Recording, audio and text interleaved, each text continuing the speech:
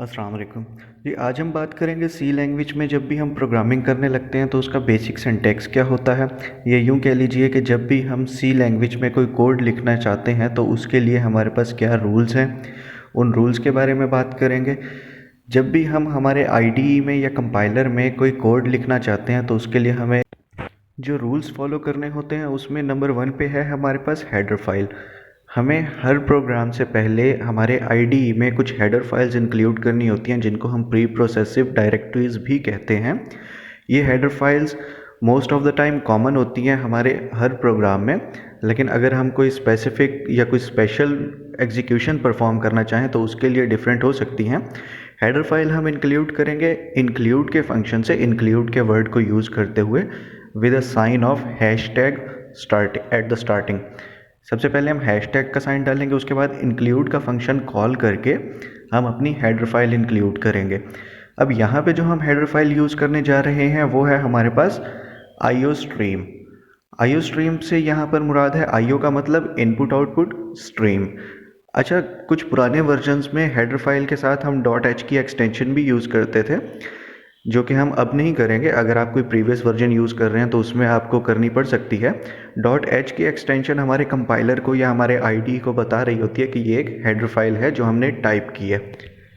IO stream की header file basically use होती है हमारे कंसोल स्क्रीन पर कुछ भी आउटपुट लेने के लिए या वहाँ पर इनपुट रिसीव करने के लिए। जब भी हम चाहते हैं कि हमारे कंसोल पे कुछ आउटपुट डिस्प्ले हो या वो कुछ इनपुट ले तो उसके लिए हमें आईओ स्ट्रीम की हेडर फाइल यूज़ करनी होगी। कंसोल हमारे पास होता है हमारा ब्लैक स्क्रीन।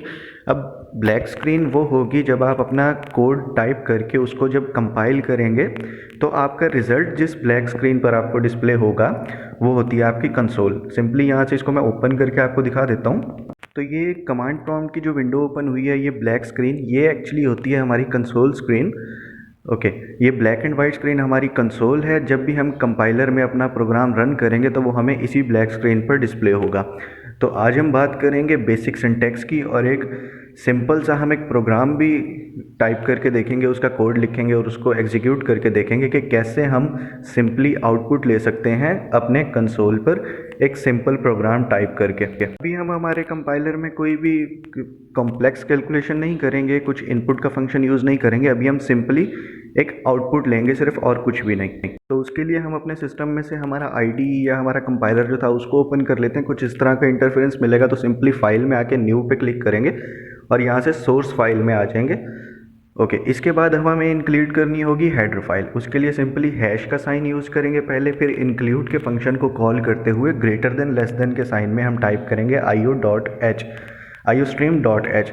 अब डॉट एच आपको यूज़ करनी होगी जब आप कोई प्रीवियस वर्जन यूज़ कर रहे हैं, वरना इसकी ज़रूरत नहीं है। इसके बाद अब हम यूज़ करेंगे using name space S T D semicolon. ये using name space S T D हमने क्यों यूज़ किया ये आपको आगे चल के मैं ब्रीफ करूँगा। इसके बाद अब हमें यहाँ पे स्टार्ट करना है हमारा मेन फंक्शन।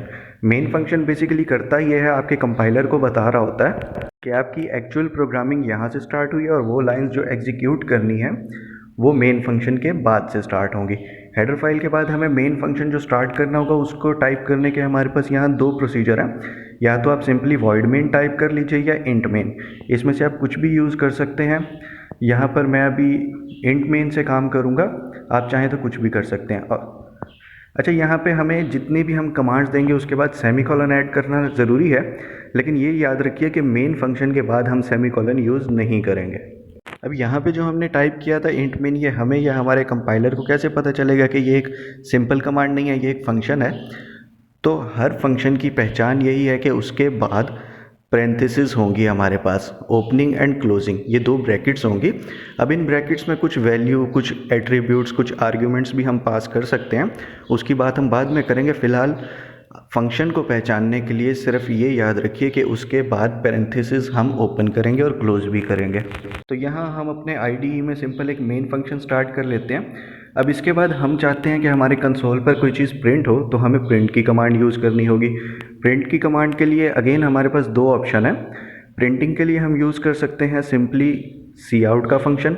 सी आउट के बाद आपको ग्रेटर देन का साइन देना होगा 2 दफ़ा। अब आप उसको ग्रेटर देन कह लीजिए या लेस देन। दूसरा ऑप्शन आपके पास है प्रिंट एफ का फंक्शन, आप कॉल कर सकते हैं। इसमें से आप जो भी फंक्शन यूज़ कर लीजिए, सी आउट या प्रिंट एफ। ये आप पे डिपेंड करता है। यहाँ मैं सिंपली सी आउट के फंक्शन से इसको कॉल कर लूँगा, प्रिंट करवा लूँगा। अब जो भी चीज़ आपने प्रिंट करवानी है, जो भी टेक्स्ट, वो आप लिखेंगे इन्वर्टेड कॉमास में। अब इन्वर्टेड कॉमास में हम क्यों लिखेंगे? क्योंकि वो जो टेक्स्ट आप डिस्प्ले कराना चाहते हैं वो है कॉम्बिनेशन ऑफ कैरेक्टर्स या कॉम्बिनेशन ऑफ अल्फ़ाबेट्स।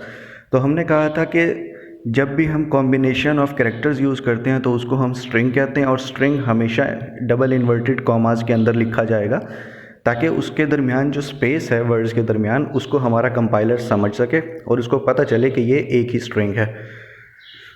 स्ट्रिंग आप डबल इन्वर्टेड कॉमास में लिखेंगे।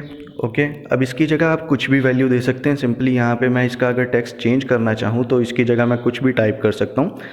आप डबल इन्वर्टेड कॉमास में जो भी टाइप करेंगे वो आपकी स्क्रीन पर एज इट इज़ डिस्प्ले हो जाएगा। इसके बाद भी आपको सेमीकोलन यूज़ करना होगा। सेमीकोलन हम हर कमांड के बाद यूज़ कर रहे थे अपने कंपाइलर को बताने के लिए कि यहाँ पर हमारी कमांड एंड हो रही है। इसके बाद अब हम एक सिंपल सिस्टम का फंक्शन कॉल करेंगे। सिस्टम और पेरेंथेसिस स्टार्ट हो गई, मतलब ये एक फंक्शन है और उसमें हम डबल इन्वर्टेड कॉमास में लिख देंगे पॉज। सिस्टम पॉज का फंक्शन बेसिकली हमारे कंपाइलर को बता रहा होता है कि यहाँ पर हमारा फंक्शन एंड हो रहा है, हमारा प्रोग्राम यहाँ पर एंड हो रहा है। इसके लिए भी आपके पास दो ऑप्शन है। आप चाहें तो यहाँ getch का फंक्शन कॉल कर सकते हैं या सिंपली सिस्टम पॉज भी टाइप कर सकते हैं। सिस्टम पॉज या getch डिसाइड आपको करना है according to your programming need, या ये वेरीज कर सकता है आपके कंपाइलर या आपके IDE के वर्जन से। अगर आपका लेटेस्ट वर्जन है तो उसमें आपके पास दोनों ऑप्शंस होंगे। अगर कोई प्रीवियस यूज़ कर रहे हैं तो उसमें आप हो सकता है कि getch आपको यूज़ करना पड़े। अच्छा, मेन फंक्शन के बाद आपको करली ब्रेसेस भी यूज़ करनी पड़ेंगी। मेन फंक्शन के बाद जो भी स्टेटमेंट्स आप एग्जीक्यूट करवाना चाहते हैं उसको आप करली ब्रेसेस में लिखेंगे। ठीक है, अब जैसा हमने कहा था कि मेन फंक्शन स्टार्ट करने के लिए हमें कंपाइलर को बताना पड़ता है वॉइड मेन या इंट मेन से, उसी तरह हमें हमारे प्रोग्राम की एंडिंग भी कंपाइलर को बतानी पड़ेगी। उसके लिए हमने डिफ़ाइन कर दिया कि हमारे पास दो ऑप्शंस हैं, getch या फिर सिस्टम पॉज। तो ये याद रखिए, जो मेन फंक्शन होगा उसके बाद हमने सेमीकोलन यूज़ नहीं करना। स्टार्टअप के लिए हमारे पास है वॉइड मेन, इंट मेन, और एंडिंग का हमारे कंपाइलर को, हमारे IDE को बताने के लिए getch या सिस्टम पॉज। तो अभी हमने एक सिंपल प्रोग्राम टाइप कर लिया। इसको हम यहाँ से एग्जीक्यूट पे क्लिक करके कंपाइल पे अगर क्लिक करें तो ये हमसे लोकेशन पूछेगा हमने इसको कहाँ सेव करना है। मैं सिंपली इसको डेस्कटॉप में एक फ़ोल्डर क्रिएट करके वहाँ सेव कर देता हूँ। इस फोल्डर का नाम हम C लैंग्वेज रख देते हैं। आप कहीं भी इसको सेव कर सकते हैं। सेव करने के बाद आप इसका नाम दे दीजिए। ओके, यहाँ पे मैं इसको नेम दे के सेव अगर कर दूँ, उसके बाद हम इसको कंपाइल करते हैं तो ये देखिए हमारी कंपाइलेशन स्टार्ट हो गई है और इसने रन भी कर दिया था। उससे पहले हम देखते हैं सिर्फ इसको कंपाइल करके। अब यहाँ नीचे ये हमें कुछ ऑप्शंस डिस्प्ले कर रहा है, वार्निंग, एरर्स, 0 शो कर रहा है, मतलब इस प्रोग्राम में हमारे पास कोई भी एरर नहीं है। इसके बाद अगर अब हम कंपाइल एंड रन पे क्लिक करते हैं तो हमारा प्रोग्राम रन हो चुका है। अब यहाँ पर हमें वो टेक्स्ट डिस्प्ले हो रहा है जो हमने सी आउट के फंक्शन में लिखा था, और उसके बाद हमें डिस्प्ले हो रहा है प्रेस एनी की टू कंटिन्यू। ये हमें डिस्प्ले हो रहा है इस कमांड की वजह से जो हमने टाइप किया था, सिस्टम पॉज।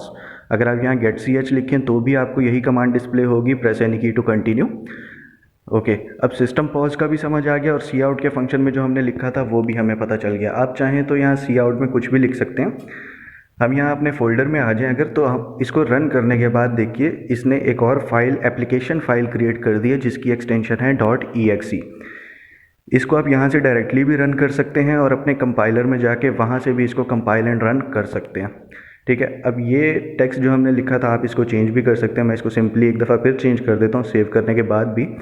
अब जब भी इसको कंपाइल एंड रन करेंगे तो ये ऑटो सेव हो जाएगा, आपको Ctrl+S या इसको सेव करने की ज़रूरत नहीं है। जैसे ही कंपाइल एंड रन करेंगे ऑटो सेव हो जाएगा।